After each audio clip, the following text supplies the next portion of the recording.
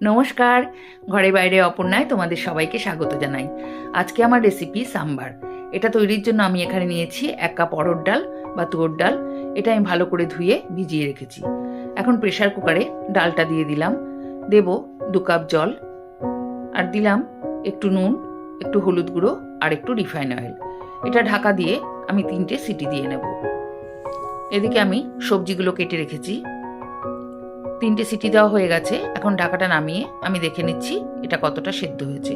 ডালটা সেদ্ধ হয়ে গেছে। এখন কড়াতে দিয়ে দিলাম 2 চামচ রিফাইন অয়েল, দিলাম চা চামচের 1 চামচ কালো সর্ষে আর 1 চামচ হিং। এর মধ্যে দিলাম একটা বড় সাইজের কুচনো পেঁয়াজ।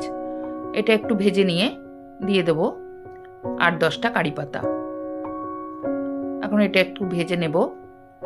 এবারে দেব টুকরো করে কেটে রাখা টমেটো।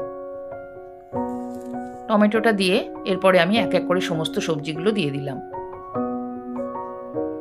এবার আমি ভালো করে মিশিয়ে নিয়ে এর মধ্যে দেব পরিমাণ মতো নুন। নুনটা আমি ডালটা সেদ্ধ করার সময় দিয়েছিলাম, সেই আন্দাজ বুঝে আমি নুনটা দিলাম। দিলাম 1/2 চামচ হলুদ গুঁড়ো, 1/2 চামচ শুকনো লঙ্কার গুঁড়ো আর 1/2 চামচ কাশ্মীরি লঙ্কার গুঁড়ো। কাশ্মীরি লঙ্কার গুঁড়োটা দিলে রঙটা খুব সুন্দর আসে। দিয়ে দিয়েছি একটা টুকরো করে রাখা কাঁচা লঙ্কা। এখন আমি এর মধ্যে 3 চামচ সাম্বার মশলা দিয়ে দিলাম। এবার আমি ভালো করে মিশিয়ে এর মধ্যে আমি খানিকটা জল দিয়ে 5 মিনিটের জন্য ঢাকা দিয়ে দেব। এখন এই সেদ্ধ করা ডালটা আমি একটু কাঁটা দিয়ে ঘুটে নেব।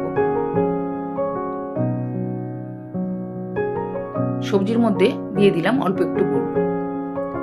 যেহেতু এর মধ্যে টক পড়বে আর ঝালও দিয়েছি, সেই জন্য আমি একটু গুড় দিয়ে এটা ব্যালেন্স করে নিলাম। এখন এই সেদ্ধ ডালের মধ্যে কষিয়ে রাখা সবজিগুলো দিয়ে দিলাম। এটা মিশিয়ে নিয়ে আমি একটা সিটি দিয়ে দেব। একটা সিটি দেওয়া হয়ে গেছে। এখন আমি এটা নামিয়ে দিলাম। সমস্ত সবজিগুলো সব ভালো করে সেদ্ধ হয়ে গেছে। এর মধ্যে আমি দিয়ে দেব ভিজিয়ে রাখা তেঁতুলের পাল্প। এটা কিন্তু অবশ্যই দিতে হবে সাম্বারে।